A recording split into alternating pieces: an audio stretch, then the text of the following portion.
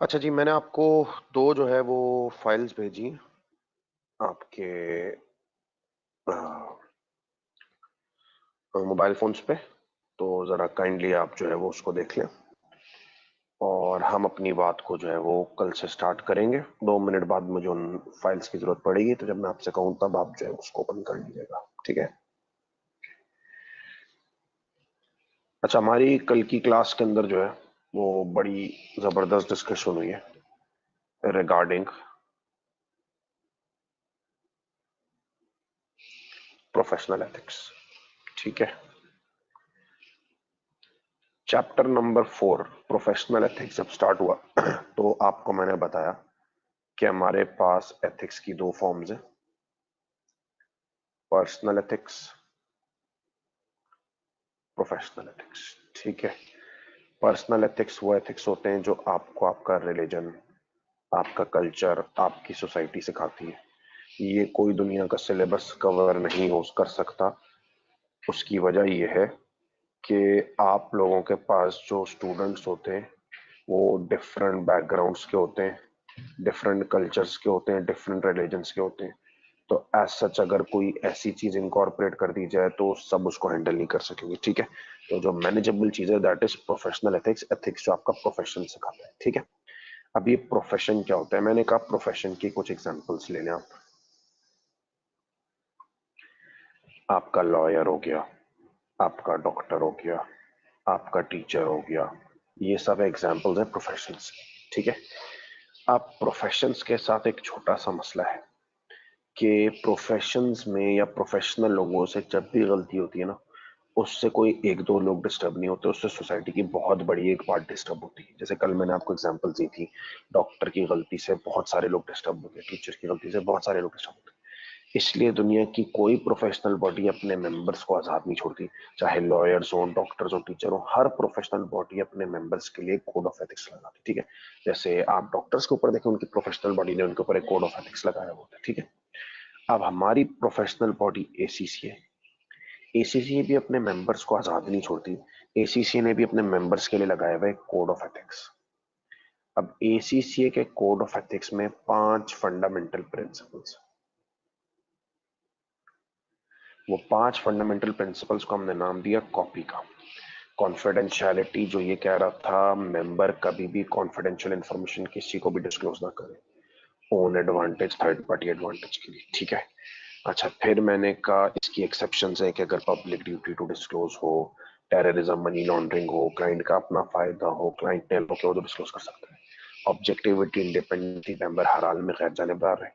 Professional competence, due care, member up to date हो, तमाम standard से कॉम्पिटेंट हो, क्वालिफाइड हो, काम आता हो, हर काम एहतियात से करे, ड्यू केयर। प्रोफेशनल बिहेवियर, कोई ऐसी हरकत ना करे जो प्रोफेशन को डिस्क्रेडिट करे, और इंटेग्रिटी हो, ऑनेस्ट, ठीक है? ये कोड ऑफ एथिक्स इसी का एज इट इज पूछ लिया जाएगा, आपको जवाब देना आना चाहिए। आगे मैंने कंटिन्यू किया कि इसमें मोस्ट इंपॉर्टेंट प्रिंसिपल की अगर बात की जाए ना, तो मोस्ट इंपॉर्टेंट प्रिंसिपल है इंडिपेंडेंस, ऑब्जेक्टिविटी, के मेंबर को गैर जानिबदार रहना है। फिर मैंने कहा ऐसे कई इवेंट्स अकर होते हैं जो इंडिपेंडेंस को खतरे में लाते हैं, which are threat to independence, ठीक है? तो 5 थ्रेट्स आपके सामने इंडिपेंडेंस के पढ़ाए गए: self interest, self review, familiarity, advocacy और इंटिमिडेशन। इन थ्रेट से बंदे का ईमान डगमगाता है, उसकी गैर जानिबदारी इंपेयर होती है। जाती मफाद, self interest threat, auditor has a personal interest, range of examples.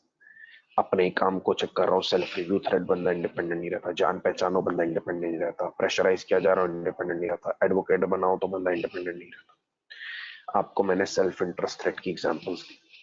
Audit के पास शेयर्स है क्लाइंट में, तो भाई जाहिर है शेयर्स है, वो क्लाइंट के खिलाफ जाते हुए घबराएगा कि यार शेयर प्राइस की गिरेगी, मुझे भी नुकसान होगा। जॉब ओपनिंग में इंटरेस्ट है, वो क्लाइंट के खिलाफ जाते हुए घबराएगा कि यार ये मुझे जॉब पे नहीं रखेगा। एक्सपेंसिव गिफ्ट हॉस्पिटैलिटीज दे रहा है क्लाइंट, तो ऑडिटर घबराता है अपने जाती मफाद की वजह से कि यार अगर मैं इसके खिलाफ दिया, एक्सपेंसिव गिफ्ट हॉस्पिटैलिटीज आना बंद हो जाएंगी। लोन्स एट रिड्यूस्ड में मिल रहे हैं, तो ऑडिटर घबराता है खिलाफ जाने में कि यार सस्ते रेट का लोन वापस ले जाए। ओवर ड्यू फीस, ऑडिटर घबराता है खिलाफ जाने में, फीस ना खा जाए। अदर सर्विसेज, क्लाइंट लेने लेने के मूड में ऑडिटर घबराता है क्लाइंट के खिलाफ जाते हुए कि यार मेरी अदर सर्विसेज ना चली जाए। डिपेंडेंट है क्लाइंट पे, तो ऑडिटर घबराता है कि ये गया तो कहीं मेरे रेवेन्यूज ना डिस्टर्ब हो जाए। अपने ही काम को चेक कर रहा है, सेल्फ रिव्यू थ्रेट है। ऑडिटर ने एफएस प्रिपेयर किया, उन्होंने ऑडिट करने जा रहे हैं, कभी सच नहीं बोलेगा क्योंकि खुद ने बनाई है। एसेट्स वैल्यू किया, उनको ऑडिट करने जा रहे हैं, कभी सच नहीं बोलेगा। क्लाइंट का फाइनेंस मैनेजर उसको छोड़ के गया ऑडिट फॉर्म में, ऑडिटर के तौर पे आ गया, अब वापस उस क्लाइंट की फाइनेंशियल स्टेटमेंट्स को ऑडिट करने जा रहे हैं। तो उसी फाइनेंस मैनेजर ने तो फाइनेंशियल स्टेटमेंट बनाई है, तो ऑडिट कर रहा है। इफेक्टिवली वो अपने खिलाफ कभी नहीं जाएगा। ठीक है। फेमिलियरिटी, जान पहचान, जब भी जान पहचानो, कभी भी बंदा खिलाफ नहीं जाता।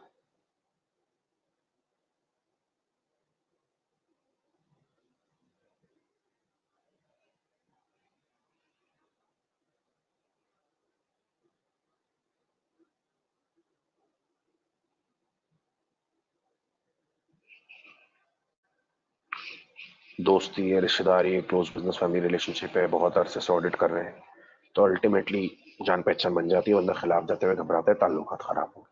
प्रेशराइज किया जा रहा है कि यार पॉलिटिशियन है हमारे बोर्ड में, केस कर देंगे तुम्हारे खिलाफ, दूसरा काम नहीं देंगे, या ओवर ड्यू फीस खा देंगे, ये सब भी बंदे को डराने के लिए काफी है, वो ईमानदार नहीं रहता। एडवोकेट बना हुआ है, उनके खिलाफ, उनके लिए केस लड़ रहा है कोर्ट में, पब्लिकली कमेंट कर रहे हैं उनके इवेंट्स पे, उनके बिहाफ पे इन्वेस्टर से मीटिंग कर रहा है।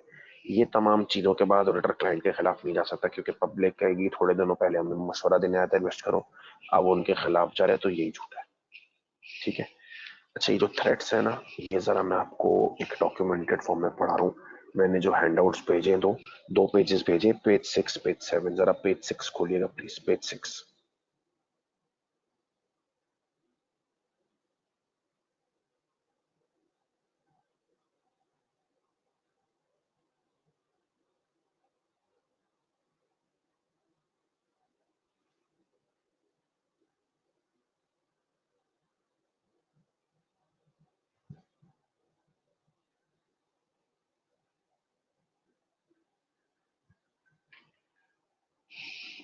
दो पेजेस मैंने आपको भेजे, पेज 6, 7, जरा पेज 6 खोलिएगा।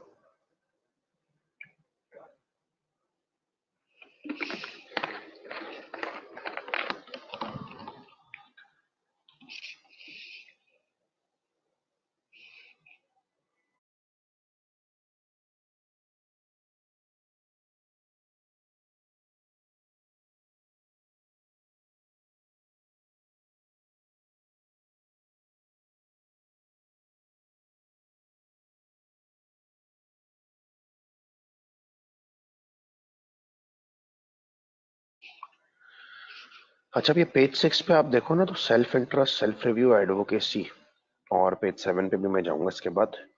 इनकी मैंने एग्जांपल्स जो आपको लिखवाई है ना, अभी डॉक्यूमेंटेड फॉर्म में भी है, हो सकता है एक दो और भी हो इसमें। ठीक है। पेज नंबर 6 पे जो नीचे टेबल बना हुआ है ना, जरा टेबल देखो। Ethical threats to independence and objectivity, objectivity independence एक ही बात है। सेल्फ इंटरेस्ट थ्रेट की तरह एग्जांपल्स देखो। Close business, personal family relation, sir आपने तो फेमिलियरिटी में लिखवाया था बेटा, ये सेल्फ इंटरेस्ट भी होता है, जाती मफाद भी होता है, दोस्ती यारी का फेमिलियरिटी भी होती है। ठीक है। Undue fee dependency on one client, ये याद है, रेवेन्यू डिपेंडेंसी ऑन क्लाइंट, ये याद है, रेवेन्यू डिपेंडेंसी ऑन क्लाइंट। ठीक है। अगर मैं डिपेंडेंट हूँ क्लाइंट पे, तो ऑब्वियसली मैं उसके खिलाफ जाते हुए घबराऊंगा। ठीक है। अच्छा, अभी एक तीसरा मैंने कल आपके साथ डिस्कस नहीं किया था, सेंड आउट में आ रहा है, जरा स्क्रीन पे तवज्जो दें। इस सेल्फ इंटरेस्ट रेट में एक और चीज हम ऐड करते हैं,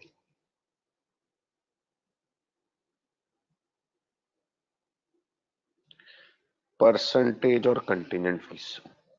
ये देख रहे हैं जिसको मैं हाईलाइट करूं, परसेंटेज और कंटिजेंट फीस, ये भी जाती मफाद का थ्रेट है। सर कैसे? इससे भी इंडिपेंडेंस कॉम्प्रोमाइज होती है। सर कैसे?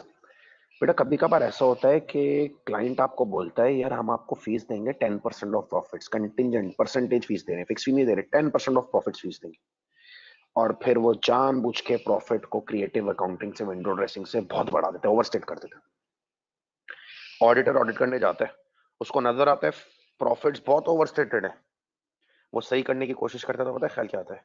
अरे भाई, प्रॉफिट सही किए ना, तो अपनी फीस 10% ऑफ प्रॉफिट्स है, प्रॉफिट्स ओवरस्टेटेड है तो फीस भी ज्यादा आएगी, प्रॉफिट्स कम कर दिया ना तो फीस भी कम हो जाएगी, तो उसका ईमान डगमगा जाता है।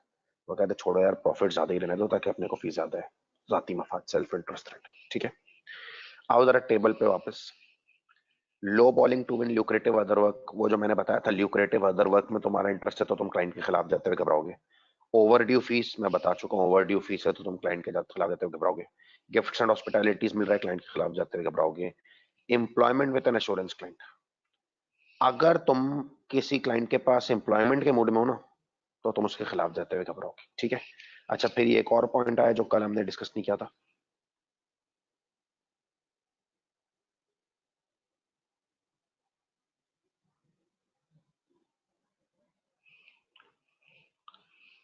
पार्टनर और क्लाइंट बोर्ड। तुम ऑडिटर हो, तुम क्लाइंट को ऑडिट करने जा रहे हो, ठीक है।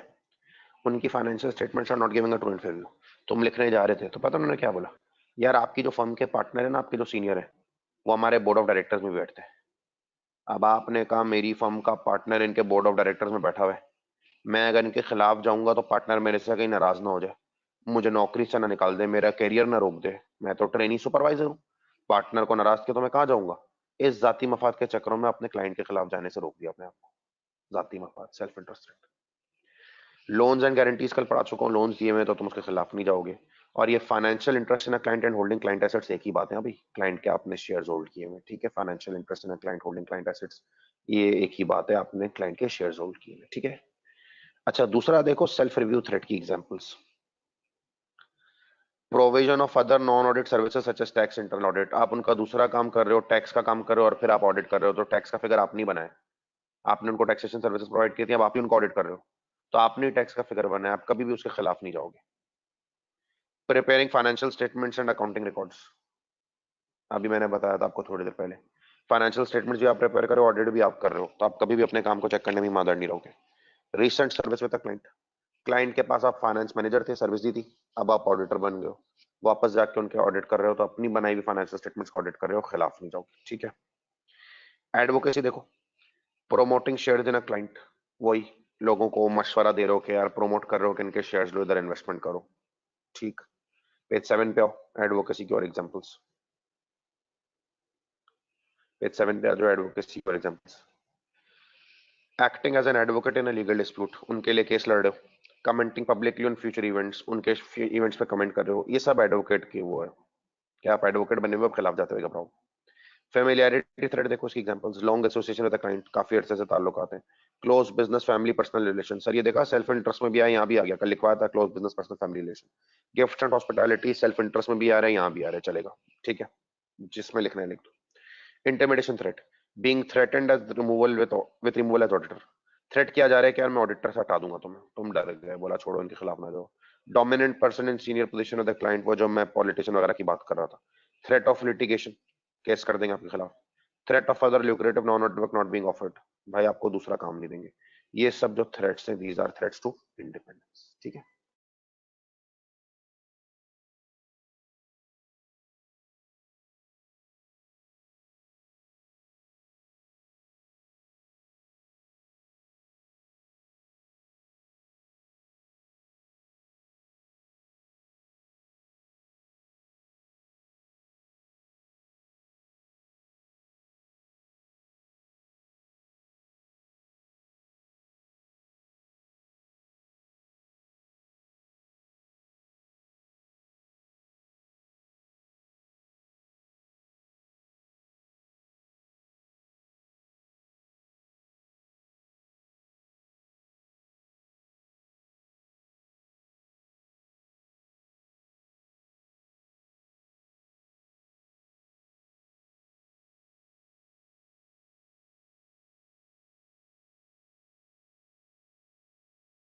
अच्छा यार, आप है ना, मुझे जरा आगे बढ़ना है, ठीक है, ये तो अभी तक कल वाली काम चल रहा है।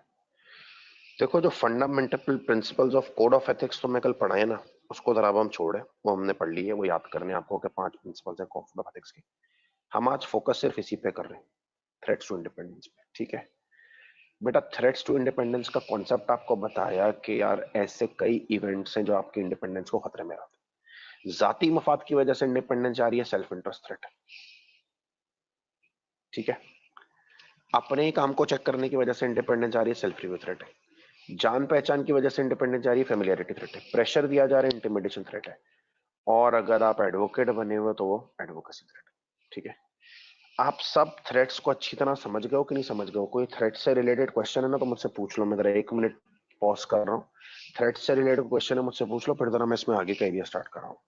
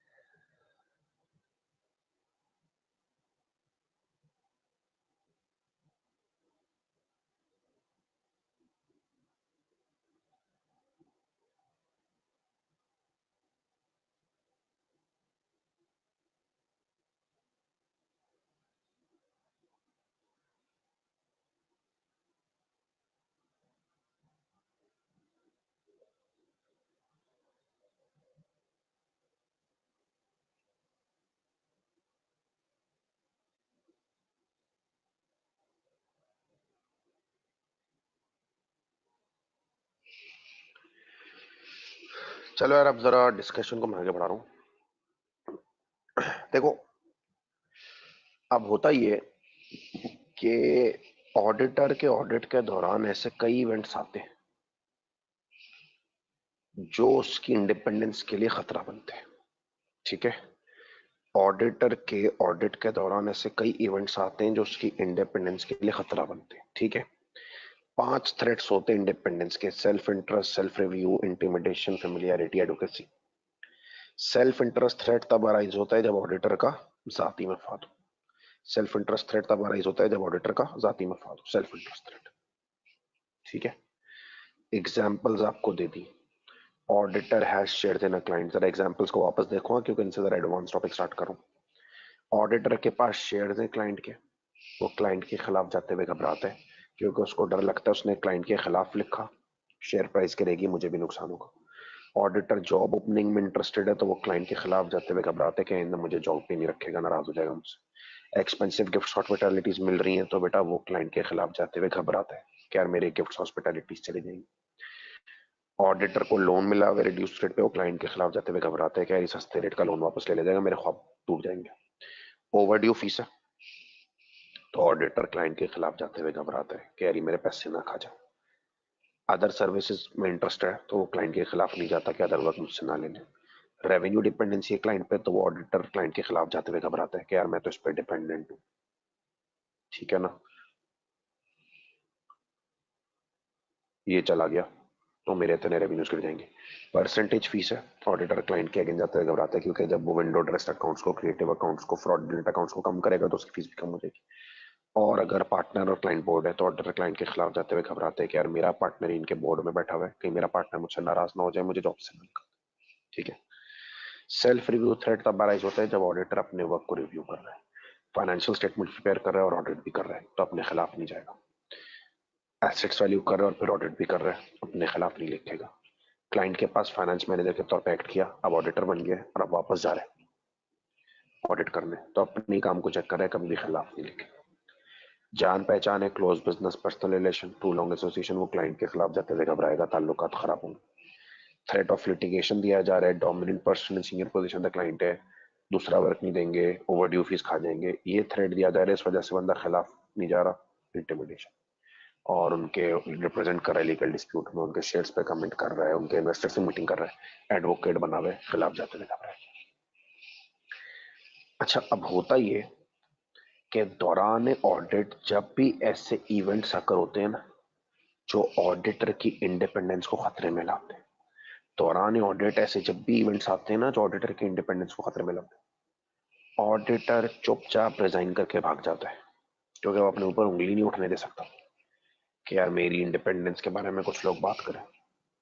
तो जब भी ऐसे इवेंट्स आते थे ना पास्ट में जो ऑडिटर की इंडिपेंडेंस के लिए खतरा बनते थे, ऑडिटर चुपचाप रिजाइन करके भाग जाते थे। अब ऐसा नहीं होता।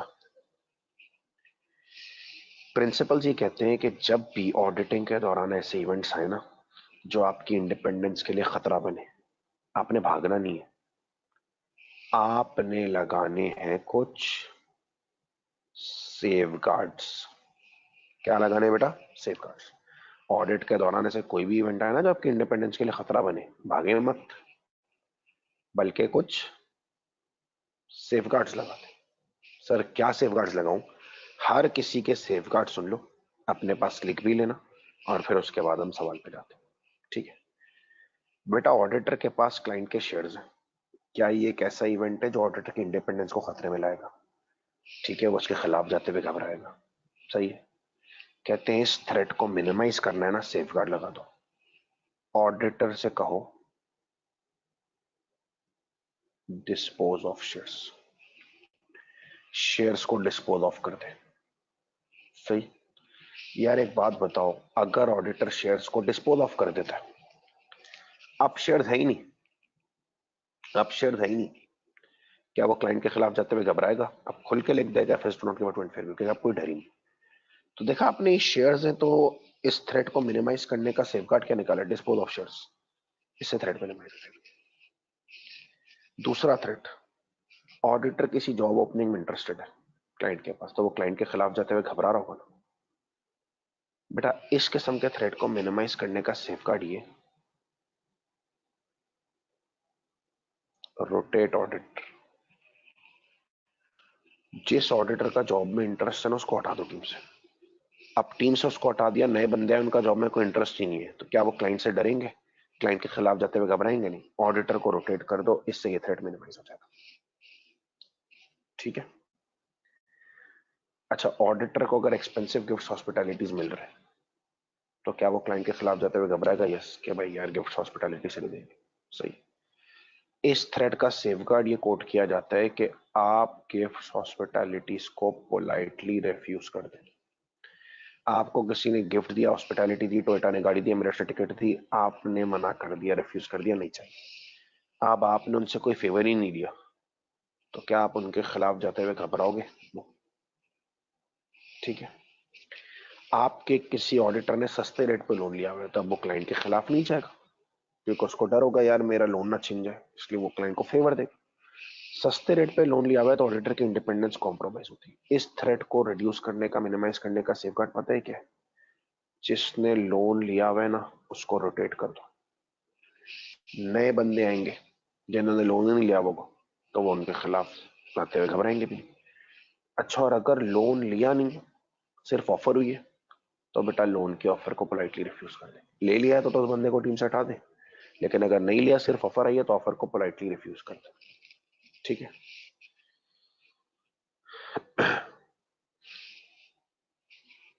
ओवरड्यू फीस, ऑडिटर क्लाइंट के खिलाफ जाते हुए घबराता है, इसका सेफगार्ड मैं वहां लिखवाता हूँ, अभी छोड़ दो उसको। ठीक है। अदर सर्विसेज ऑफ क्लाइंट, इसका भी सेफगार्ड मगर लिखवाता हूँ, इंटिमिडेशन में भी है ना, वो दोनों के सेम सेफगार्ड। अच्छा, रेवेन्यू डिपेंडेंसी है क्लाइंट पे। बेटा जब रेवेन्यू डिपेंडेंसी है ना क्लाइंट पे, तो आप क्लाइंट के खिलाफ जाते हुए घबराते हो कि ये चला गया, नाराज होगा, तो मेरी तो रेवेन्यू चला जाएगा। इसका सेफगार्ड ये है कि एक थ्रेशोल्ड है, कोई भी क्लाइंट 15% से ज्यादा नहीं होना चाहिए। कोई भी क्लाइंट आपके रेवेन्यू के 15% से ज्यादा नहीं होना चाहिए, एक थ्रेशोल्ड बनाया है। अगर क्लाइंट 15% से ज्यादा रेवेन्यू कॉन्ट्रीब्यूटर है, 20% है, 30% है, तो रेवेन्यू डिपेंडेंसी क्रिएट हो जाएगी। बेटा सेफगार्ड इसका ये कोड किया जाता है कि आप उस क्लाइंट के सारे काम खत्म कर दो, कम कर दो, 15% से नीचे रहो, और अगर नहीं हो पा रहा ना तो ज्वाइंट ऑडिट करवाओ। ज्वाइंट ऑडिट का क्या मतलब है? एक ऐसा क्लाइंट था जो आपकी फीस में 20% कॉन्ट्रीब्यूट करता था, आपके टोटल रेवेन्यूज का 20% वहां से आता था।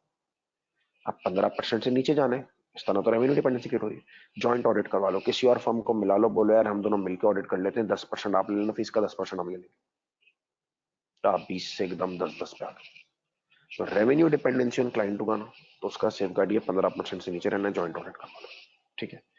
क्लाइंट आपको परसेंटेज फीस दे रहा है, तो ये एक थ्रेट है, आपका ईमान डगमगाएगा कि यार मैं अगर फीस सही करूंगा तो मेरा भी जो है वो फायदा टला जाएगा। तो कहते हैं इसका सेफगार्ड है रिक्वेस्ट फिक्स्ड फी। फिक्स फी मांगो, जब फीस फिक्स ले रहे हो, अब विंडो ड्रेसिंग हुई भी होगी ना तो फौरन हाईलाइट कर दो, क्योंकि तुम्हारा कोई नुकसान ही नहीं।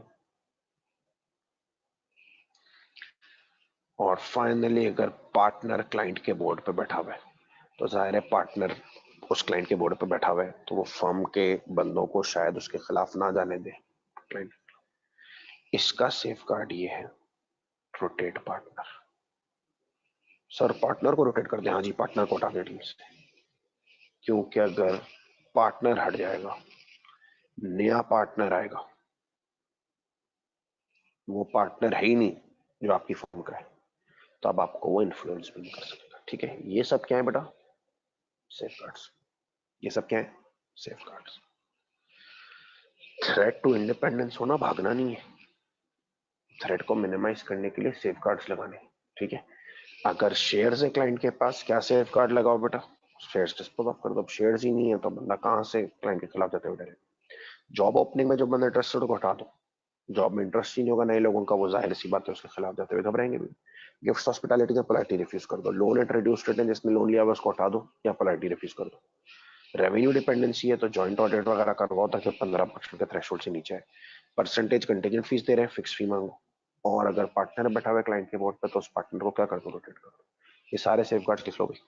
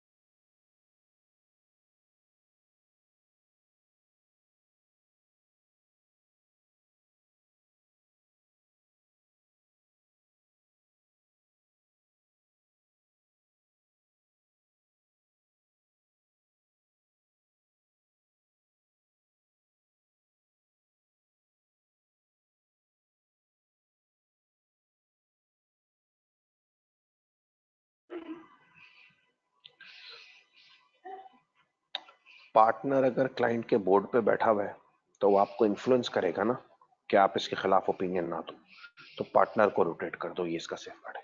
ठीक है। अच्छा, अब दूसरा थ्रेट है बेटा self review threat. When auditor is reviewing his own work, तो भी उसके लिए इंडिपेंडेंट रहना मुश्किल हो जाता है। ठीक है। ऐसा थ्रेट हो ना, उसका क्या सेफगार्ड है? अगर ऑडिटर फाइनेंशियल स्टेटमेंट प्रिपेयर कर रहा है और ऑडिट कर रहा है तो वो अपने खिलाफ नहीं जाएगा। ऑडिटर एसेट्स वैल्यू कर रहा है और फिर बाद में वो ऑडिट कर रहा है तो वो अपने खिलाफ नहीं जाएगा। बेटा ये वाले मसलों को हल करने का सेफगार्ड पता है क्या है? इसके लिए एक सेफगार्ड यूज किया जाता है, Chinese wall concept. Chinese wall concept पता है क्या है? Central teams. बेटा ऑडिट फर्म में बहुत सारी वॉल्स होती हैं, बहुत सारी टीम्स होती हैं। अब जैसे मैं आपको केपीएमजी की बात करूं तो केपीएमजी में यहाँ पे 32 पार्टनर्स हैं, 32 पार्टनर्स। 32 पार्टनर्स का मतलब है 32 टीम्स। जिस टीम ने फाइनेंशियल स्टेटमेंट्स बनाई है ना, ऑडिट करने दूसरी टीम चली जाए, खतरा मिनिमाइज हो गया। सर वो भी तो सेम फर्म की है बेटा, खतरा मिनिमाइज करना है, खत्म थोड़ी कर सकते हैं थ्रेट को। जिसने फाइनेंशियल स्टेटमेंट बनाई ऑडिट करने वही जाएगा ना, तो अपने खिलाफ नहीं जाएगा। लेकिन जिसने फाइनेंशियल स्टेटमेंट बनाई है ऑडिट करने दूसरी टीम जाए, तो वो जाहिर है थोड़ी सी गलतियां हाईलाइट कर सकते हैं। जिन्होंने एसेट्स वैल्यू किए ना, फाइनेंशियल स्टेटमेंट जो है कोई और ऑडिट कर ले, कोई और कर रहा होगा, चाइनीज वॉल दूसरी होगी, तो वो डेफिनेटली जो है वो उनके गलतियां वलतियां लिख सकते हैं। तीसरा जो था, क्लाइंट का फाइनेंस मैनेजर छोड़ के चला गया, ऑडिट फर्म ज्वाइन कर ली, अब वो वापस उन्हीं को ऑडिट करने जा रहे हैं। तो वो फाइनेंस मैनेजर था, उसी ने तो फाइनेंशियल स्टेटमेंट बनाई थी, अब वही ऑडिट करेगा तो कैसे ईमानदार रहेगा? इसका सेफगार्ड है, डोंट सेंड दैट पर्सन। वो जो फाइनेंस मैनेजर था ना, जो अब ऑडिट फर्म में आ गया और अब आप उसको वापस ऑडिट करने भेज रहे हो, उसी ने फाइनेंशियल स्टेटमेंट बनाई है, वही ऑडिट करेगा तो ईमानदार नहीं रहेगा, उस बंदे को ना भेजो।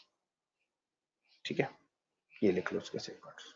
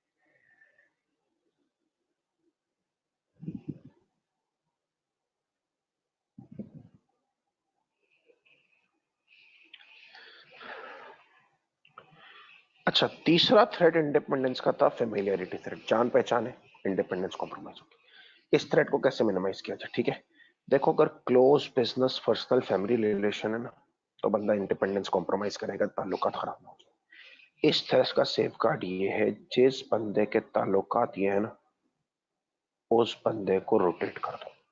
पार्टनर के ताल्लुकात हैं, पार्टनर को रोटेट कर दो। नया बंदा आएगा, ताल्लुकात नहीं होंगे, वो ख्याल भी नहीं रखेगा। मैनेजर के ताल्लुकात है, उसको रोटेट कर दो। ट्रेनी के ताल्लुकात है, उसको रोटेट कर दो। जिस भी बंदे के ताल्लुकात है ना, उसको रोटेट कर दो। ठीक है। टू लॉन्ग एसोसिएशन है विद द क्लाइंट, तो जाहिर है लॉन्ग एसोसिएशन है तो बंदा खिलाफ जाते हुए घबराएगा कि यार इतने अरसे का ताल्लुकात डैमेज होगा। इसका सेफगार्ड ये है कि यार 3 साल से ज्यादा जो है ना, किसी एक बंदे को ऑडिट के लिए ना भेजो। 3 साल तक एक बंदे को भेज दिया, 3 साल बाद ना भेजो, नए लोगों को भेजो। क्योंकि जाहिर है जब नए लोग जाएंगे 3 साल तक आप गए, चले थोड़े बहुत ताल्लुकात बन गए, उसके बाद नए लोग गए तो उनके ताल्लुकात ही नहीं है, तो वो उनके टूटने का ख्याल भी नहीं रखेंगे।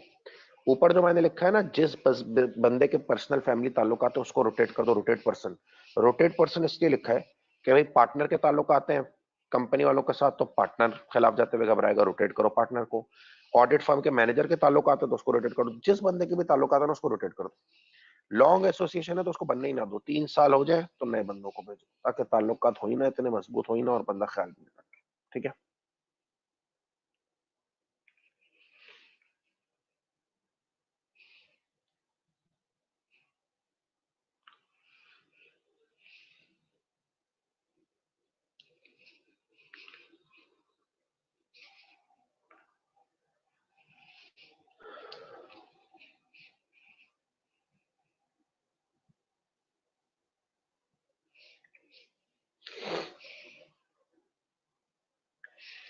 अच्छा, इंटिमिडेशन थ्रेट है, ऑडिटर को प्रेशराइज किया जा रहा है, प्रेशराइज किया जा रहा है तो बंदा खिलाफ जाते हुए घबराता है। ठीक है ना। केस कर देंगे इसका थर्ड डर, डोमिनेंट पर्सन है हमारे पास उसका डर, दूसरा काम नहीं देंगे उसका डर, ओवर ड्यू फीस खा जाएंगे उसका डर। इन थ्रेट्स के क्या सेफ गार्ड है? देखो, अगर ओवर ड्यू फीस है ना, इसका सेफ गार्ड ये है कि इंडिपेंडेंस कॉम्प्रोमाइज हो रही है ना, ओवर ड्यू फीस का सेफ गार्ड ये, never start new work until all dues are clear or a proper payment schedule is provided। Overdue fees का सेफगार्ड ये है कि भाई जब तक नया काम शुरू ना करो उनका, जब तक पुराने ड्यूज क्लियर ना हो या पेमेंट शेड्यूल ना हो, क्योंकि जब तक पुराने ड्यूज क्लियर नहीं होंगे, नया काम स्टार्ट ही नहीं करोगे, तो ओवरड्यू फीस कभी क्रिएट ही नहीं होगी, और ओवरड्यू फीस क्रिएट नहीं होगी तो तुम उनके खिलाफ जाते हुए भी घबराओगे। नया काम तब तक स्टार्ट ना करो जब तक पुराने ड्यूज क्लियर ना हो या पेमेंट शेड्यूल ना हो, क्योंकि अगर ड्यूज क्लियर करने के बाद ही तुम काम शुरू करोगे तो ड्यूज कभी ओवरड्यू होंगे ही नहीं और थ्रेड भी नहीं क्लियर होगा। अच्छा, ये जो थ्रेट्स है ना, धमका रहे तुम्हें, पेश कर देंगे, पॉलिटिशियन की धमकी दे रहे, दूसरे वक्त की धमकी दे रहे, इसका सेफ गार्ड ये,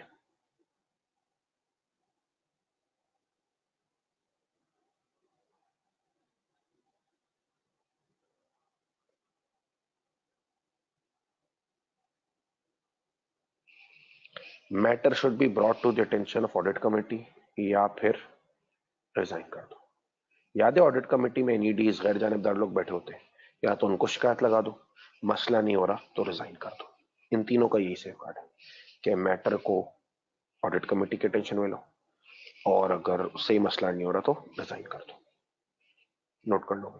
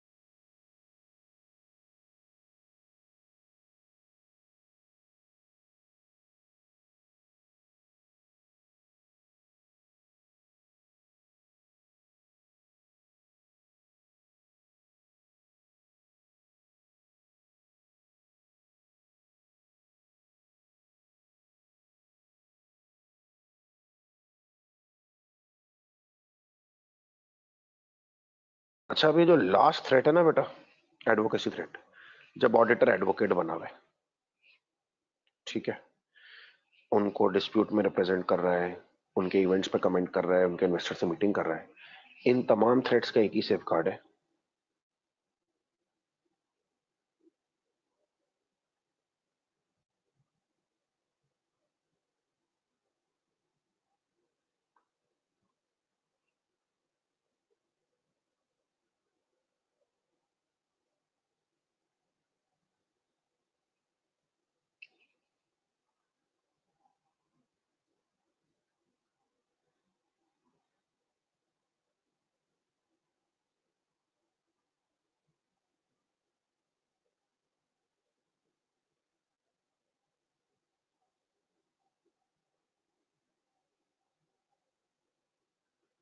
auditor should resign from one role, एक रोल से रिजाइन करो, आइदर एक्ट एज एडवोकेट और ऑडिटर, कोई एक रोल रहो भाई।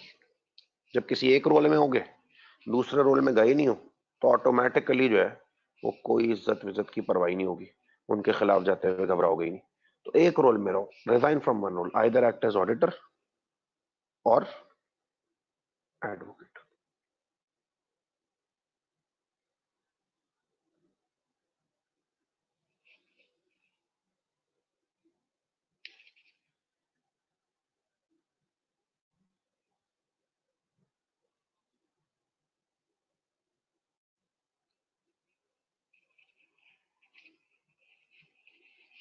देखें, जब वो एक रोल में रहेगा, सिर्फ ऑडिट कर रहा होगा, उनके लिए केस नहीं लड़ा होगा, तो जाहिर सी बात है अब लोग उसको गलत नहीं समझेंगे कि भाई ये केस वेस थोड़ी लड़ रहा है, तो सिर्फ ऑडिटर है, तो जो ये कह रहे हो सही है। अगर आप उनके इन्वेस्टर से मीटिंग ही नहीं कर रहे हो, सिर्फ ऑडिटर हो, तो जो भी ओपिनियन आ रहा होगा वो सच लिखोगे, क्योंकि आपने किसी को गाइड थोड़ी किया था कि उस कंपनी में इन्वेस्ट करो। तो या तो ऑडिटर बन जाओ या एडवोकेट बन जाओ, ये इसका सेफ गार्ड है।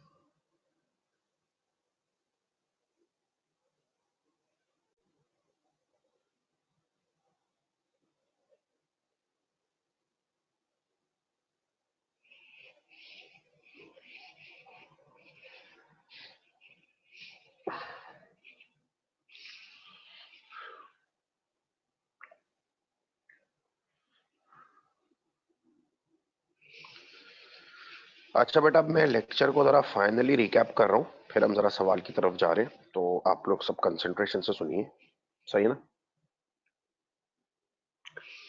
सिलसिला ये भाई कि most important principle of code of ethics है इंडिपेंडेंस, ठीक है। ऐसे कई इवेंट्स आते हैं जो इंडिपेंडेंस को खतरे में लाते हैं, self interest, self review, intimidation, familiarity, advocacy. कोई भी थ्रेट टू इंडिपेंडेंस है ना, भागना नहीं है, उसका सेफ गार्ड लगाने चाहिए, थ्रेट मिनिमाइज। सेल्फ इंटरेस्ट है, जाती मफाद है, एग्जाम्पल शेयर दे क्लाइंट को, तो खिलाफ जाते हुए घबराऊंगा भी, शेयर डिस्पोज ऑफ कर दो, शेयर ही नहीं होंगे, घबराऊंगा भी। जॉब ओपनिंग में इंटरेस्टेड है जो बंदा, उसको टीम से हटा दो, बंदा ही नहीं होगा, जॉब में इंटरेस्ट ही नहीं है, खिलाफ जाते हुए घबराएगा भी। गिफ्ट हॉस्पिटैलिटी का पोलाइटली रिफ्यूज कर दो, ली नहीं है गिफ्ट, ना उम्मीद है ना एक्सपेक्टेशन है, तो कभी खिलाफ जाते हुए घबराएंगे नहीं। लोन एट रिड्यूस रेट जिसने लिए हुए उसको हटा दो या पोलाइटली रिफ्यूज कर दो। रेवेन्यू डिपेंडेंट हो, खिलाफ जाते हुए घबरा रहे हो, 15% का थ्रेशोल्ड है, जॉइंट ऑडिट करवाओ। परसेंटेज फीस है, फिक्स फी मांगो, पार्टनर क्लाइंट बोर्ड है, क्लाइंट को हटा, पार्टनर को हटा दो, ठीक है। अपने ही काम को चेक कर रहे हैं, पहले फाइनेंशियल स्टेटमेंट बनाई, फिर ऑडिट कर रहे हैं, चाइनीज वॉल, जिसने ऑडिट किया है दूसरी टीम भेजो, फाइनेंशियल स्टेटमेंट बनाई जिसने दूसरी टीम भेजो ऑडिट के लिए, दूसरी टीम जाएगी तो वो गलतियां हाईलाइट भी कर ली। क्लाइंट का बंदा क्लाइंट के पास से रिजाइन करके हमारे पास आया, उसको वापस ऑडिट पे ना भेजो, ठीक है। जान पहचान का थ्रेट है, फेमिलियरिटी, टू लॉन्ग एसोसिएशन, जिसकी जान पहचान है वो खिलाफ जाते हुए घबराएगा, बेटा उसको हटा दो। जब हटा दोगे, नया बंदा आएगा, ताल्लुकात ही नहीं, ख्याल भी नहीं रखेगा। लॉन्ग एसोसिएशन है, 3 साल से ज्यादा ना भेजो बंदे को, ताकि ताल्लुका ज्यादा मजबूत ना बने, ठीक है। थ्रेट कर रहे हैं, इंटिमिडेशन थ्रेट, ऑडिट कमेटी को बताओ या रिजाइन कर दो। ओवर ड्यू फीस है, तो जब तक पुराने ड्यूज क्लियर ना हो, नया काम स्टार्ट ना करो। एडवोकेसी थ्रेड का सेफ गार्ड, या तो एडवोकेट बन जाओ या ऑडिटर बन जाओ, ठीक है। अब सवाल किस तरह आते हैं,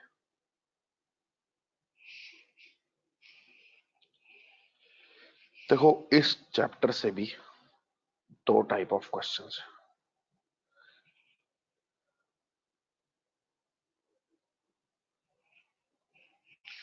इस चैप्टर से भी दो टाइप्स ऑफ क्वेश्चंस है, ठीक है।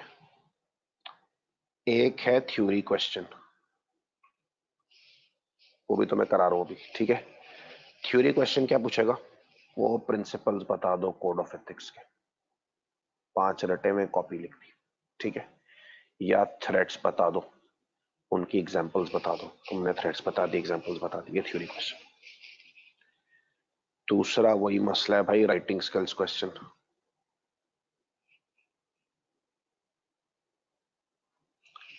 राइटिंग स्किल क्वेश्चंस अगेन देगा तुम्हें case study. Writing skills question again क्या देगा, एक केस स्टडी, और कहेगा उस केस स्टडी में से पिक करो कौन कौन से इवेंट्स थ्रेट बनेंगे इंडिपेंडेंस के लिए, और उनके सेफगार्ड्स बताओ। दो किस्म के सवाल आते हैं भाई, थ्योरी और राइटिंग स्किल्स।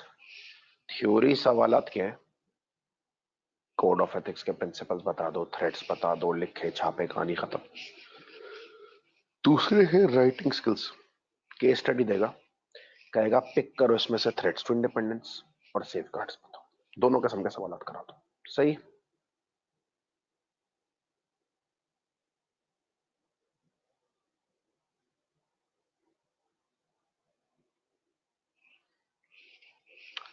बेटा जो हैंड आउट दिया हुआ है ना, इसका जरा पेज 7 देखना, पेज 7, पेज 7 पे आना।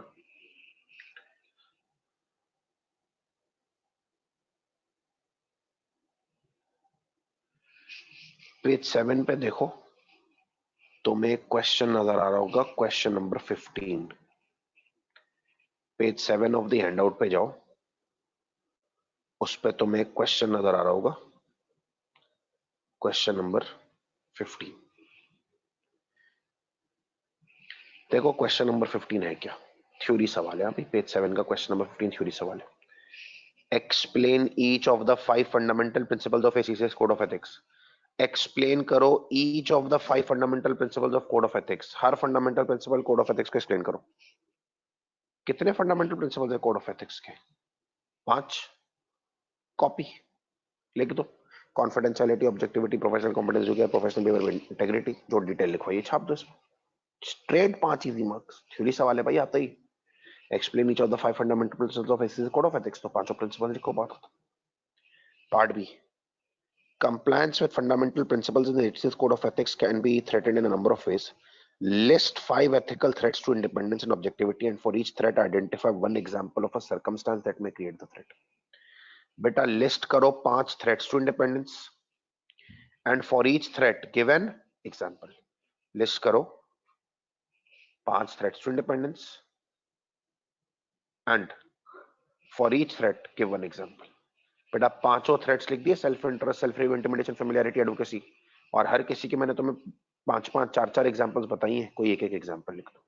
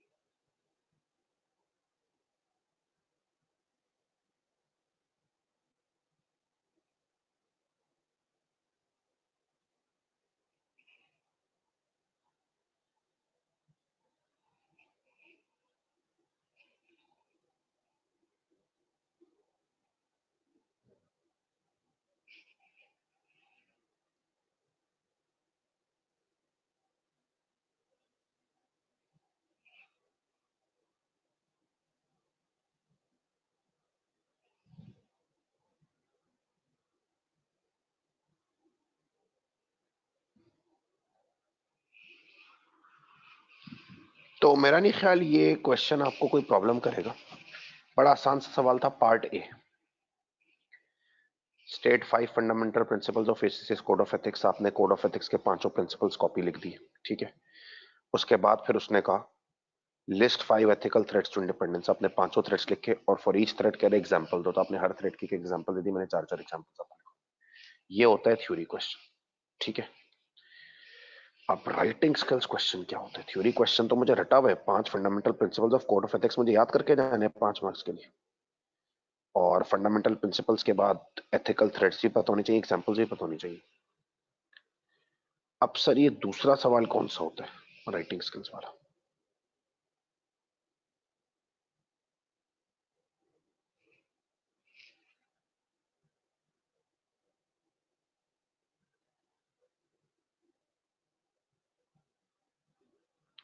एक सवाल भेजा आपको एलवी फोन्स कंपनी के नाम से, जरा देखिए। एक सवाल भेजा आपको एलवी फोन्स कंपनी के नाम से, जरा देखिए। और एक काम करें, इसको जरा आप रीड कर लें खुद से। रिक्वायरमेंट ना रीड कीजिएगा, सिर्फ एलवी फोन्स कंपनी वाले सवाल को रीड कर लें, फिर मैं बताता हूं इसमें करना क्या।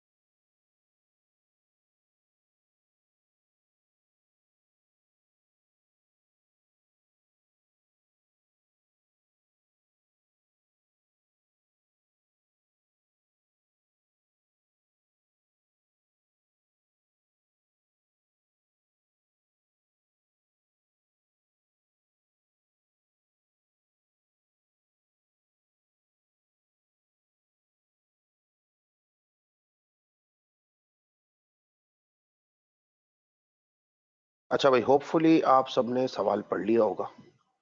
तो अब जरा देखें इस सवाल को, मैं क्विकली रीड कर रहा हूं, ठीक है। इस सवाल में है क्या? You are the audit manager of Jones and company. आप ऑडिट मैनेजर हैं जोन्स एंड कंपनी के। भाई जब आप ऑडिट मैनेजर हैं जोन्स एंड कंपनी के, तो जोन्स एंड कंपनी कौन हो गई? Audit firm. ऑडिट मैनेजर किसका होता है भाई? ऑडिट फर्म का। जब आप audit manager Jones and company के, तो Jones and company audit firm हो गई, ऑडिट मैनेजर ऑडिट फर्म का होता है। And you are planning the audit of LV Phones, आप प्लान कर रहे हैं audit LV Phones, a listed company which has been an audit client for 4 years। ठीक है, ये एक कंपनी है जो आपकी ऑडिट क्लाइंट है 4 साल से, and specialises in manufacturing luxury mobile phones. आप audit manager Jones and company के हैं, तो ठीक है, Jones and company audit firm हो गई, और आप ऑडिट प्लान कर रहे हैं एलवी फोन्स का, जो आपका क्लाइंट है 4 साल से, लग्जरी मोबाइल फोन्स बनाते हैं। During the planning stage of audit you have obtained the following information. Planning stage के दौरान आपने फॉलोइंग इन्फॉर्मेशन ली। The employees of LV phones are entitled to purchase mobile phones at a discount of 10%। जो employees है ना LV phones के, client के जो employees है, उनको entitlement है कि वो मोबाइल खरीद सकते हैं 10% डिस्काउंट पे।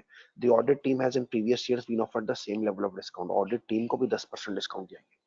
ये लग्जरी मोबाइल फोन्स बनाती है, अपने एम्प्लॉइज को 10% डिस्काउंट देती थी, ऑडिट टीम को भी ये डिस्काउंट दिया गया। During the year financial controller of LV Phones was ill and hence unable to work. अच्छा, फाइनेंशियल कंट्रोलर एलवी फोन्स का, क्लाइंट का, एलवी फोन्स का बीमार पड़ गया और काम नहीं कर पाया। The company had no spare staff able to fulfill the role, and hence a qualified audit senior of Jones and Company was seconded to the client for 3 months। Case समझो। During the year financial controller LV Phones का, client का बीमार पड़ गया, काम नहीं कर सका, कंपनी के पास कोई और स्टाफ नहीं था, तो एक qualified audit senior Jones and company, Jones and company कौन थी? ऑडिट फर्म, वहां से एक बंदे को सेकॉन्ड किया गया क्लाइंट पे for 3 months। The audit partner has recommended that the audit senior work on audit as he has good knowledge of the client। अब पार्टनर कह रहे हैं यही सीनियर जिसको 3 महीने के लिए भेजा था ना उधर to act as financial controller, वही ऑडिट पे जाए, क्योंकि उसके पास अच्छी नॉलेज है। केस समझो। ड्यूरिंग द ईयर जो फाइनेंशियल कंट्रोलर था ना एलवी फोन्स का, वो बीमार पड़ गया, काम नहीं कर सका, कंपनी के पास कोई स्पेयर स्टाफ नहीं था, तो एक qualified audit senior from audit firm Jones and company, उसको भेजा गया इसकी पोस्ट पे काम करने के लिए, फाइनेंशियल कंट्रोल की पोस्ट पे काम करने के लिए। अब पार्टनर कह रहे हैं ये जो सीनियर भेजा गया ना इसकी पोस्ट पे काम करने के लिए, वही ऑडिट सीनियर को ऑडिट करने भी भेजो, क्योंकि उसके पास क्लाइंट की अच्छी मालूमात है।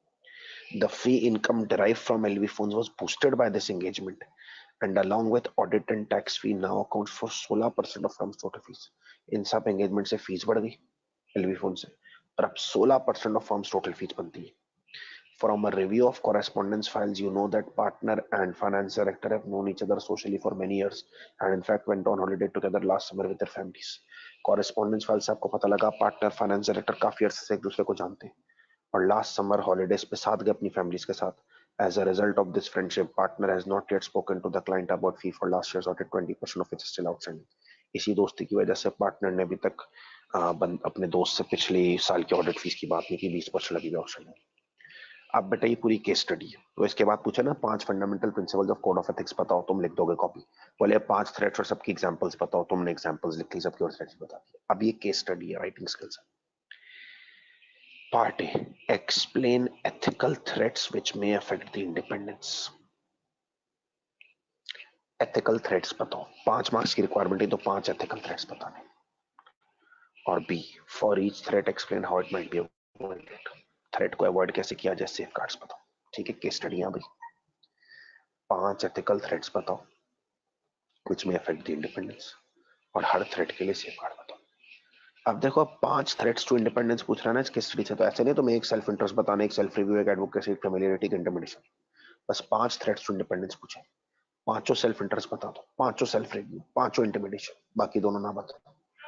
3 एक बता दो, 2 एक बता दो, 2 2 और 1 करें, तुम्हारी मर्जी, रूल कोई नहीं है। आपको बस 5 थ्रेट्स बताने इंडिपेंडेंस के, self interest, self review, advocacy, intimidation, familiarity, कोई भी ऐसे 5 थ्रेट्स आप बता दो, लेकिन इंपॉर्टेंट बात उन थ्रेट्स के सेफगार्ड की बताने।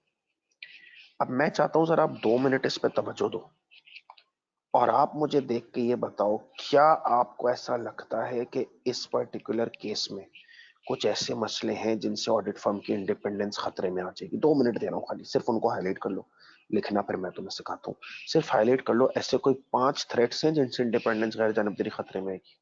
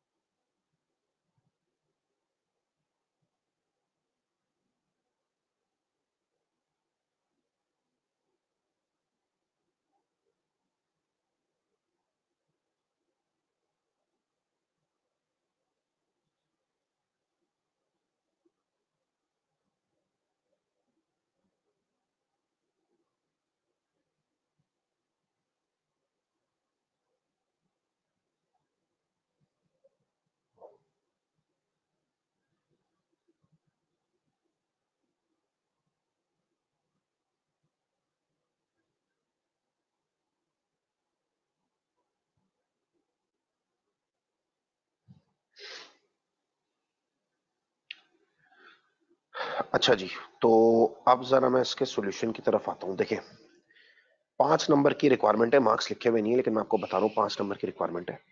सवाल आपसे कह रहा है कि यार आप 5 एथिकल थ्रेड्स बताएं जो इंडिपेंडेंस को खतरे में ला सकते हैं, विच मे अफेक्ट द इंडिपेंडेंस, और हर थ्रेड के लिए सेफ गार्ड बताएं। ठीक है, अब इसका आंसर आएगा 2 कॉलम्स में। पेपर में आपको बने बने मिल जाएंगे, सीबी एग्जाम में 2 कॉलम्स। एक कॉलम में आप लिखेंगे थ्रेट्स और एक में आप लिखेंगे सेफ गार्ड्स। जैसे कॉर्पोरेट गवर्नेंस आपने पढ़ा था ना, वीकनेसेस और रिकमेंडेशन पूछता था, तो एक कॉलम बनाते थे वीकनेसेस का, एक रिकमेंडेशन का। तो यहां भी एक थ्रेट्स का कॉलम बनेगा और एक सेफ गार्ड्स का। ठीक है, अच्छा जी, स्टार्ट करते हैं। ऐसे क्या थ्रेट्स हैं जो इंडिपेंडेंस को अफेक्ट करेंगे? सही। अगर आप गौर करें, क्या लग्जरी मोबाइल फोन्स पे ऑडिट टीम को 10% डिस्काउंट दिया जा रहा है? यस, ये एक एक्सपेंसिव गिफ्ट हॉस्पिटैलिटी की कैटेगरी में आ सकता है। इससे बंदे की इंडिपेंडेंस खतरे में आएगी। फाइनेंशियल कंट्रोलर बीमार पड़ा। सही है, अब आई होप आप मैंने इसमें से मेजॉरिटी चीजें पिक कर ली। फाइनेंशियल कंट्रोलर बीमार पड़ा, एलबी फोन्स का काम नहीं कर सका, तो एक क्वालिफाइड ऑडिट सीनियर गया हमारी ऑडिट फर्म से, उनके यहाँ 3 महीने के लिए फाइनेंशियल कंट्रोल के तौर पर एक्ट करना। यहाँ तक कोई मसला नहीं। आप ऑडिट पार्टनर कह रहे हैं कि क्योंकि ये बंदा वहां जा चुका है ना, इसी को ऑडिट पे भेजो, इसके अच्छी नॉलेज है। यार अब बताओ, जब हमारा क्वालिफाइड ऑडिट सीनियर 3 महीने के लिए वहां गया था तो फाइनेंशियल कंट्रोलर की कुर्सी पे बैठा था, क्या फाइनेंशियल कंट्रोलर के तौर पर उसने फाइनेंशियल स्टेटमेंट्स का काम किया होगा? अब आप उसी को ऑडिट करने भेज रहे हो, तो ये अपने ही काम को रिव्यू कर रहा है। सेल्फ रिव्यू का मसला है। फिर वो 16% ऑफ फर्म्स टोटल फीस है, सेल्फ इंटरेस्ट थ्रेट की कैटेगरी में था। ये रेवेन्यू डिपेंडेंसी होगी, 15 से ऊपर होगी। पार्टनर फाइनेंस डायरेक्टर एक दूसरे को काफी अरसे से जानते हैं, हॉलीडेज पे साथ गए, फेमिलियरिटी है, जान पहचान है। 20% ओवर ड्यू फीस है, आउटस्टैंडिंग फीस है। ये सब सेल्फ थ्रेट्स टू इंडिपेंडेंस। अच्छा, अब जब मैं इसको फिजिकल क्लास में पढ़ा रहा हूँ तो मैं बच्चों से कहता हूँ आप इस केस स्टडी को रीड करें और इसमें से 5 थ्रेड्स ढूंढते हैं, तो वो मार्क कर लेते हैं। आपने भी यकीनन मार्क कर लिए होंगे, आप लोग मेरे सामने नहीं है लेकिन आपने यकीनन मार्क कर लिए होंगे।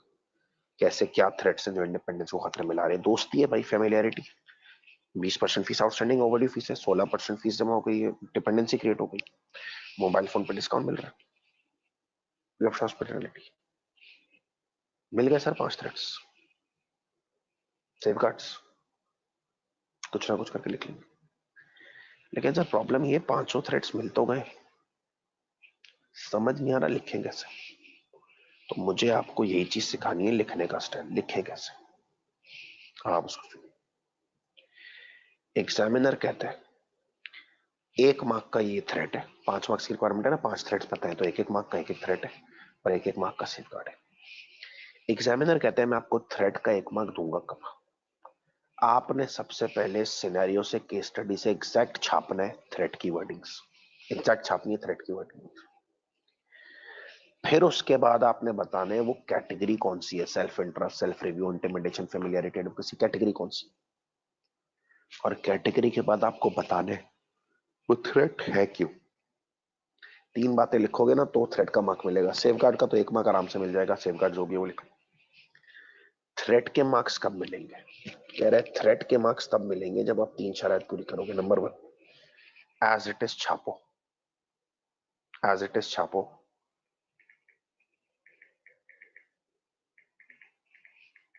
कि थ्रेट है क्या। ठीक है, कैटेगरी लिखो, उसकी कैटेगरी क्या है, और वजह लिखो वो थ्रेट क्यों है, और फिर सेफ गार्ड लिखो। अब मैं तुम्हें इसको समझाना स्टार्ट करता हूँ। ठीक है,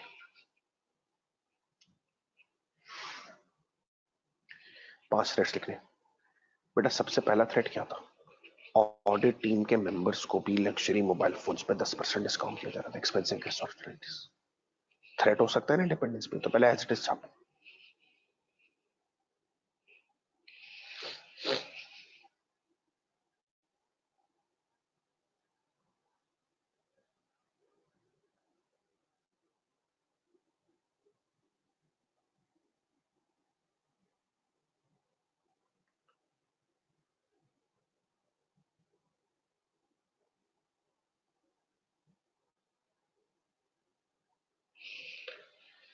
एज इट इज छाप दिया, अभी लिखना बाद में, मैं तुम्हें लिखने का टाइम देता हूँ।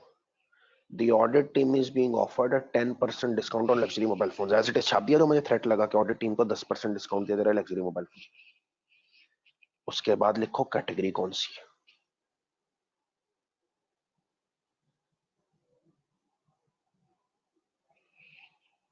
हाँ भाई, ये जो लग्जरी मोबाइल फोन्स पर डिस्काउंट दिया जा रहा है, ये सेल्फ इंटरेस्ट है, सेल्फ रिव्यू, इंटिमिडेशन है, फेमिलियरिटी, एडवोकेसी, पांचों में से कौन सा है?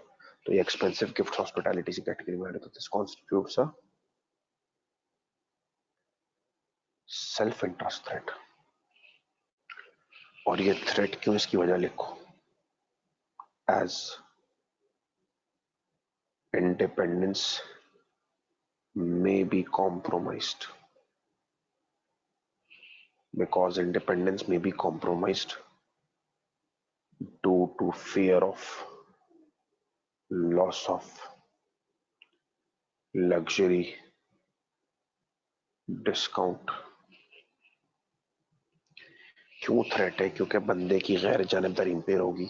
किस डर से? यार डिस्काउंट ना चला जा। तीनों बातें लिखी हुई सीख जाओगे तुम। जिस तरह कॉर्पोरेट गवर्नेंस वीकनेस रिकमेंडेशन सीख गए थे ना, इसका भी हर सवाल एक जैसी होता है। थ्रेट लिखा, ऑडिट टीम को 10% डिस्काउंट मिलेगा लग्जरी फोन पे, सेल्फ इंटरेस्ट है, कैटेगरी लिखी। क्यों थ्रेट है भाई? क्योंकि इंडिपेंडेंस जाएगी। किस फेयर की वजह से, किस डर की वजह से? डिस्काउंट ना चला जाए। तीनों बातें हो गई, थ्रेड बता दी, कैटेगरी बता दी, और इंडिपेंडेंस क्यों कॉम्प्रोमाइज होगी बता दी। अब इस मसले का हल क्या है सर? Safe guard. इस मसले का हल क्या है? सेफ गार्ड क्या? सेफ गार्ड इसका ही है भाई, मसले का हल ही है। एक्सपेंसिव गिफ्ट हॉस्पिटैलिटीज का रेफ्यूज करो, पोलाइटली भी लिखवाया था ना सेफ गार्ड एक्सपेंसिव गिफ्ट हॉस्पिटैलिटीज का, पोलाइटली रिफ्यूज करो। इसका तरीकेकार लिखने का ये है,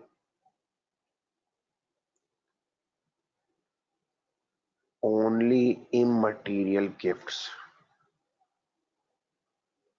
एंड हॉस्पिटैलिटीज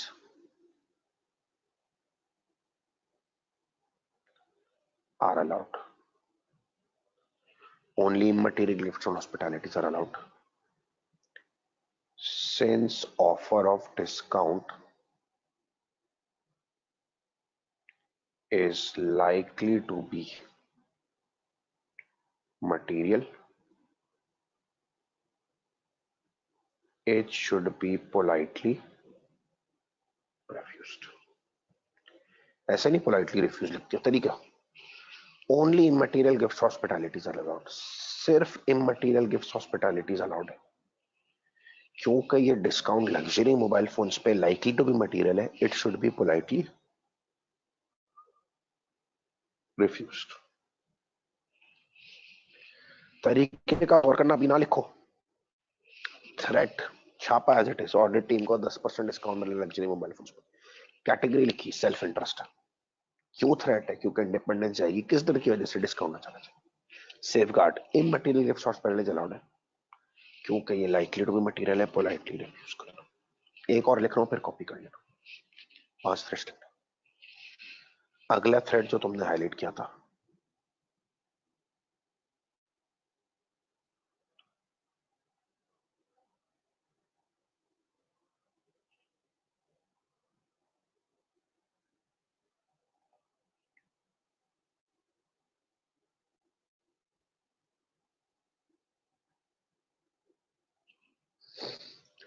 पार्टनर और फाइनेंस डायरेक्टर काफी अरसे से एक दूसरे को जानते हैं। थ्रेट था ये, लगा था ना तुम्हें कि इससे इंडिपेंडेंस खतरे में आएगी, जान पहचान बन रही, फेमिलियरिटी बन रही। तो partner finance director know each other socially for many years, as it is छाप दिया सवाल से थ्रेट। उसके बाद कैटेगरी लिखनी है।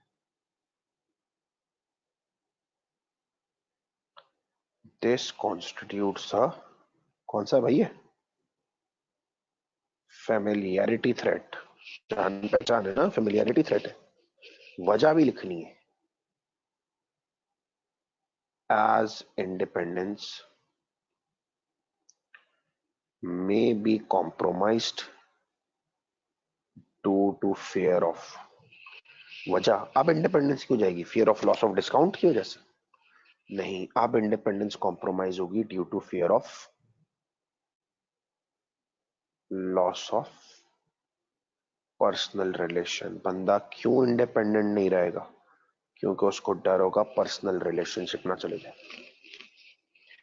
अब ये देख लो, थ्रेट लिखा, कॉन्स्टिट्यूट क्या करता है वो लिखा, वजह क्या है, वजह का फॉर्मेट सेम है। एज इंडिपेंडेंस में be compromise due to fear of, किस चीज का डर? हाँ, डिस्काउंट का डर। This constitute the familiarity threat, वजह लिखनी है, वही फॉर्मेट, एज इंडिपेंडेंस में be compromised due to fear of loss of, किस चीज का लॉस भाई? वहां डिस्काउंट का, यहाँ पर्सनल रिलेशनशिप का। ठीक है, तरीकेकार सीखो। पहला सवाल हो रहा है, 5-6 सवाल होंगे, सुकून में आ जाएगी जिंदगी। थ्रेट लिखा as it is, partner finance director एक दूसरे को काफी अरसे से जानते हैं। कैटेगरी लिख दी फेमिलियरिटी, वजह लिखो क्यों ये थ्रेट है, एज इंडिपेंडेंस में be compromise due to fear of loss of, क्या हो जाएगा? Personal relation. वहां इंडिपेंडेंस क्यों जा रही थी? Fear of loss of discount. अच्छा भाई, जान पहचान का जो थ्रेट था, इसका सेफगार्ड क्या था? याद है मैंने लिखवाया था, रोटेट दैट पर्सन, जिसके ताल्लुकात उसको रोटेट कर दो।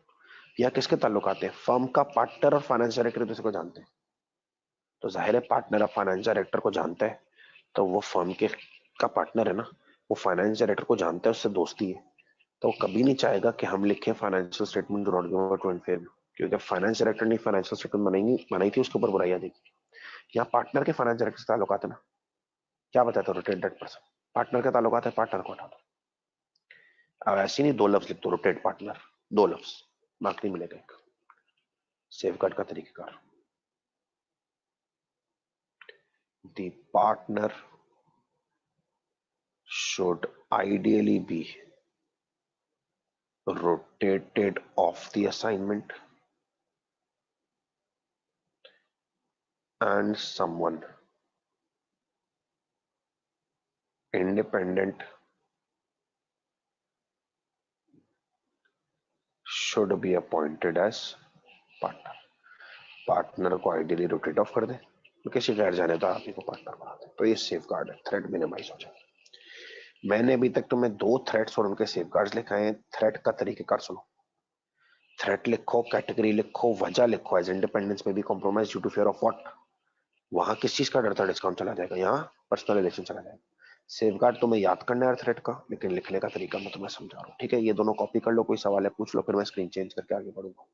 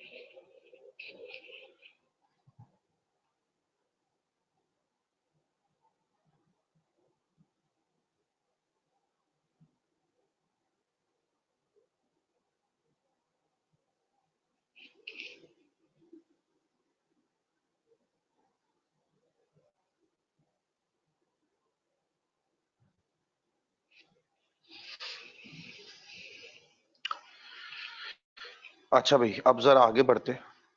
थोड़ा सा आपने जो तरीका डेवलप किया उसको फर्दर स्ट्रॉन्ग करते हैं। दो और पॉइंट्स लिख रहा हूं मैं, उनको जरा गौर से सुने।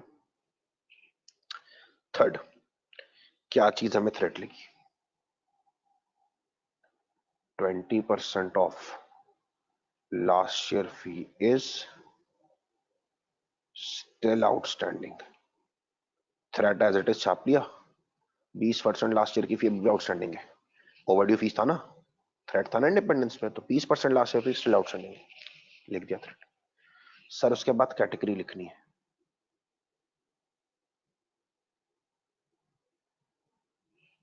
This constitutes. हाँ भाई, क्या था ये?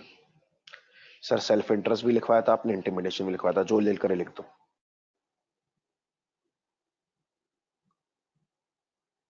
या इंटिमिडेशन लिख रहे, इंटिमिडेशन लिख दो। वजह लिखो वही, as independence may be compromised due to fear of। अब इंडिपेंडेंस क्यों जाएगी? किस चीज का डर होगा? डिस्काउंट का, ताल्लुकात का नहीं। Due to fear of loss of old dues. अब ये डर होगा कि पिछले ड्यूज ना खा जाए। तो देख रहे हो, सेम स्टाइल वजह का। एज इंडिपेंडेंस में be compromise due to fear of loss of. कभी डिस्काउंट का डर था, कभी ताल्लुकात का, कभी ओल्ड ड्यूज का। इसका सेफगार्ड मैंने ओवरड्यू फीस का क्या लिखवाया था, आपको याद है?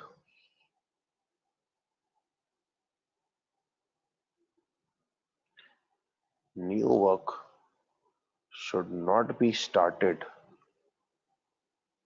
until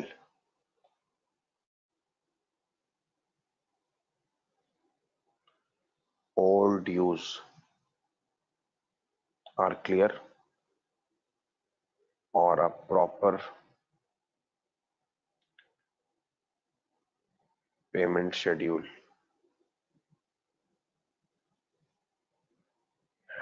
has been provided। 20% fees अभी भी आउटस्टैंडिंग है। सर ये कौन सा थ्रेट है? सेल्फ इंटरेस्ट है। वजह क्या है? एज इंडिपेंडेंस कॉम्प्रोमाइज होगी due to fear of loss of पुराने ड्यूज। सेफ गार्ड नया वक्त तब तक शुरू ना करो जब तक ओल्ड ड्यूज क्लियर ना हो या proper installment schedule, payment schedule है। ठीक है, एक और लिख रहा हूं, फिर इन दोनों को कॉपी कर लो।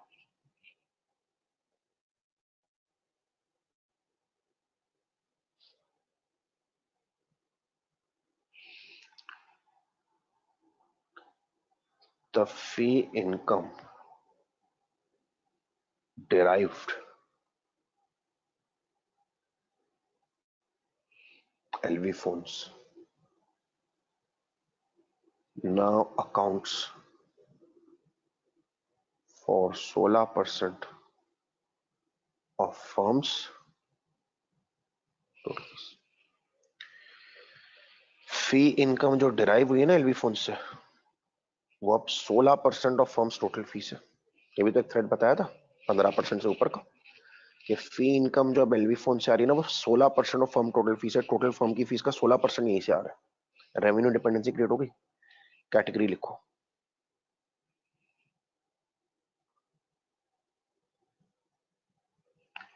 This constitutes a self interest threat. वजह वही format, as independence may be compromised due to fear of loss of। आप किस चीज का डर होगा जिसकी वजह से इंडिपेंडेंस घबराएंगे? Due to fear of loss of client. अब ये डर होगा क्लाइंट ना भाग जाए। अब क्या डर होगा बेटा? क्लाइंट ना भाग जाए। ठीक है, फी इनकम अब 16% है। थ्रेट लिखा, कैटेगरी बताई, सेल्फ इंटरेस्ट है। इंडिपेंडेंस क्यों कॉम्प्रोमाइज होगी? वही डर कि क्लाइंट ना चला जाए, क्लाइंट से आता हुआ रेवेन्यू ना चला जाए, ये डर होगा। अब डिस्काउंट का डर नहीं है, ताल्लुकात का डर नहीं है, ओल्ड का डर नहीं, क्लाइंट ना चला जाए। रेवेन्यू डिपेंडेंसी का आपको मैंने सेफगार्ड क्या बताया था कि थ्रेशोल्ड 15% से क्रॉस नहीं होना चाहिए। इसका सेफगार्ड होता है other services should be reduced to bring threshold below 50%। और firm should consider having a joint audit, पूरी डिटेल लिख दी। अदर सर्विसेज को कम कर दो ताकि थ्रेशोल्ड 15 से नीचे आ जाए, अभी 16 ना, 15 से नीचे आ जाए, या फिर जॉइंट ऑडिट पे चले जाओ। सही है। अच्छा ये कॉपी कर लो, लेकिन 1 मिनट जरा मेरी बात सुने ना, कॉपी करने से पहले जरा 1 मिनट। देखो इसकी मैं तुम्हें अच्छी बात बताऊं, ये जो मैं तुम्हें आंसर दे रहा हूँ ना, हमेशा के लिए लॉक हो रहा है। इसका मैं 4-5 सवाल और कराऊंगा, ये हमेशा के लिए लॉक हो रहा है। बताओ कभी अगर तुम्हें कोई गिफ्ट और हॉस्पिटैलिटी दे रहा है, तो सेम ही तो आंसर है सवाल का। गिफ्ट हॉस्पिटैलिटी मिल रही, this concept self interest that as independence में be compromised due to fear of loss of क्या, गिफ्ट डिस्काउंट। सेफगार्ड वही, only immaterial gift hospitalities are allowed since this is likely to be material, politely refuse. सही है ना। फिर तुम्हें किसी सवाल में मिला कि यार किसी बंदे की वहां के लोगों के साथ ताल्लुकात है, same answer, this concept of familiarity as independence में be compromised due to fear of loss of what, personal relation. Safeguard भी हुई, जिसके ताल्लुकात हैं ideally should be rotated and independent person should be appointed. बेटा किसी भी सवाल में आ जाए ओवरड्यू फीस का, किसी भी सवाल में आ जाए ओवरड्यू फीस का, हमेशा सेम आंसर है, this concept self interest that as independence में be compromised due to fear of loss of what, old dues. और सेफगार्ड भी एक जैसे ही, new work should not be started until old dues are clear और proper payment schedule has been provided. बेटा किसी भी सवाल में आ जाए कि यार 15% से ज्यादा फीस बन रही, सेम ही आंसर, self interest that as independence में be compromised due to fear of loss of client. और सेफगार्ड भी हुई, other service should be reduce ताकि थ्रेशोल्ड 15 से नीचे चला जाए, ये जॉइंट। तो ये ऐसा नहीं है तुम ये सवाल का आंसर अलग लिख लो, दूसरे का अलग लिख लो। जैसे कॉर्पोरेट गवर्नेंस वीकनेस रिकमेंडेशन में ना, जिस सवाल में भी सीओ चेयरमैन सेम था, एक ही आंसर, जिस सवाल में भी बोर्ड बैलेंस नहीं था, सेम आंसर, यहाँ भी यही। जिस सवाल में भी ओवरड्यू फीस हुई, हमेशा सेल्फ इंटरेस्ट थ्रेट, इंडिपेंडेंस की कॉम्प्रोमाइज हमेशा due to loss of old dues, safeguard भी हमेशा एक जगह, new work should not be started until old dues are clear और proper payment schedule has been provided. जब भी फी इनकम डिराइव हुई 16%, 15% ज्यादा हुई, हमेशा same answer, self interest, independence compromise होगी, fear of loss of client revenue, और safeguard other services reduced. तो बेटा ये सेम ही आंसर बनता है। पर इसको कॉपी कर लो, मैं इसके बाद आखिरी पॉइंट लिखवाता हूँ, फिर बात को खत्म करते हैं।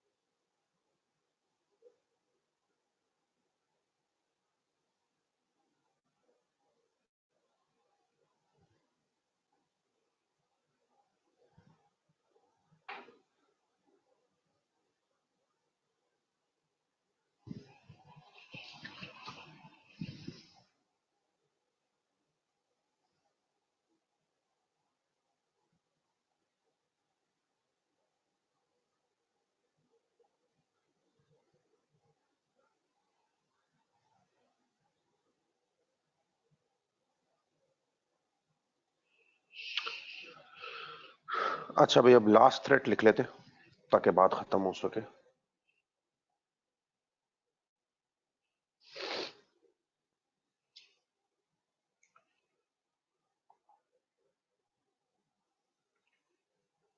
The audit senior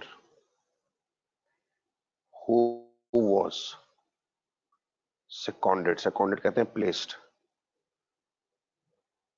as financial controller या seconded on financial controller position is being sent on audit। बेटा, फाइनेंशियल कंट्रोलर उस कंपनी का, एलवी फंड्स का, बीमार पड़ गया था, उनके पास कोई बंदा नहीं था। ऑडिट सीनियर हमारे यहाँ से वहां गया, फाइनेंशियल कंट्रोलर बीमार था, उसकी जगह पे काम करने सेकंड किया गया। अब वो 3 महीने काम करके आ गया, अब उसी को वापस ऑडिट पे भेजा जा रहा है। ठीक है, तो ऑडिट सीनियर जिसने फाइनेंशियल कंट्रोल की पोजीशन पे काम किया था, अब उसी को वापस ऑडिट पे भेजा जा रहा है। बेटा, फाइनेंशियल कंट्रोलर के तौर पर उसने फाइनेंशियल स्टेटमेंट बनाई होंगी ना। फाइनेंशियल कंट्रोलर क्या करते हैं? फाइनेंशियल स्टेटमेंट बनाता है।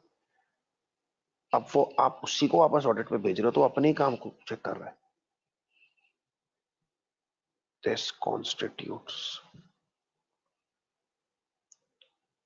A self review threat. Financial controller के तौर पे गया था ना, वहां फाइनेंशियल स्टेटमेंट बनाई होंगी, अब वापस ऑडिट करने जा रहे हैं तो सेल्फ रिव्यू थ्रेट है।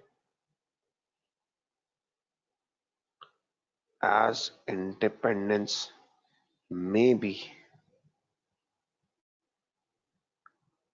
compromised due to fear of highlighting own mistakes since he prepared financial statements while acting as financial controller। But audit senior को सेकंड किया गया, this constitute self review threat category हो गई। क्यों threat की हुई वजह? एज इंडिपेंडेंस में भी compromise due to fear of. अब किस चीज का डर है? एक ताल्लुकात का डर था जाने का, एक में ओवरड्यू फीस जाने का डर था, एक में डिस्काउंट जाने का डर था। यहाँ डर होगा अपनी गलतियां सामने ना आ जाए, क्योंकि एफएसबी तो मैं नहीं बनाई थी जब मैं फाइनेंशियल कंट्रोल था, अब मैं ही ऑडिट कर रहा हूँ। अब अगर मैं गलतियां निकालूंगा तो मेरी इज्जत पे बात बन जाएगी। इस फेयर की वजह से शायद अपनी गलतियां ना निकालूं। ठीक है, इसका safe guard, the audit senior should not be sent on audit as when he was financial controller he might have prepared financial statement, and if he goes on audit he won't highlight his mistakes। बेटा, audit senior को audit पे ना भेजा जाए, because जब वो financial controller था he might have prepared financial statements. अगर वो ऑडिट पे गया वो अपनी मिस्टेक्स हाईलाइट नहीं करेगा। Some independent person should be sent on audit. किसी इंडिपेंडेंट आदमी को ऑडिट पे भेज दो। ठीक है, तो अगर ऑडिट सीनियर वहां का फाइनेंशियल कंट्रोलर बना था और अब वो ऑडिट पे जा रहा है तो अपनी गलतियां सामने नहीं लाएगा। इसका सेफ गार्ड, उसको ना भेजो, किसी इंडिपेंडेंट आदमी को भेजो। ठीक है, आइंदा भी कभी ऐसा हुआ कि क्लाइंट के पास कोई बंदा आपने भेजा था, वो वापस ऑडिट करने जा रहे हैं, सेम सेल्फ रिव्यू, सेम ही इंडिपेंडेंस कॉम्प्रोमाइज होगी, फेयर ऑफ हाईलाइटिंग मिस्टेक्स, और सेफ गार्ड, उसको ना भेजा जाए। कॉपी कर लेगा।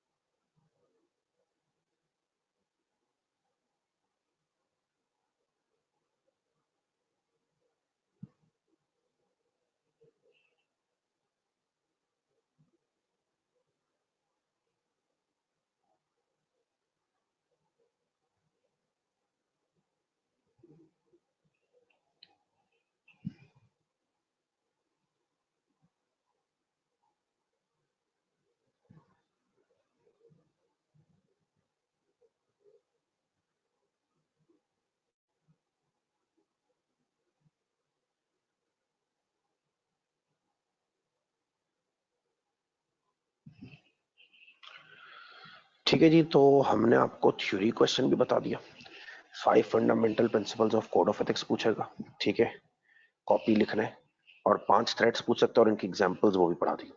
लेकिन केस स्टडी के बाद अगर वो पूछे इस केस स्टडी से 5 थ्रेड्स निकालो और उनके सेफगार्ड्स निकालो, बेटा आइडिया है 2 कॉलम्स बना के, जो भी थ्रेट लगे इंडिपेंडेंस को उसका पहले थ्रेट एज इट इज छापो, कैटेगरी लिखो और बताओ वो थ्रेट क्यों है, वो जो स्टेटमेंट एज इंडिपेंडेंस में भी compromise due to fear of what. कभी ताल्लुकात का डर होता है, कभी ओवरड्यू फीस का डर होता है, कभी एक्सपेंसिव गिफ्ट का डर होता है, ठीक है। और उसके बाद जो सेफ गार्ड्स बताए वो अपने याद करनी, ठीक है। आज इसको यहीं तक रखते हैं, अगली 2 क्लासेस में इनके 4 से 5 पास पेपर क्वेश्चन होंगे, तो इंशाल्लाह ताला चीज आपकी कंप्लीट कर पाऊंगी, ठीक है। Thank you. कोई क्वेरी आप पूछ सकते हैं।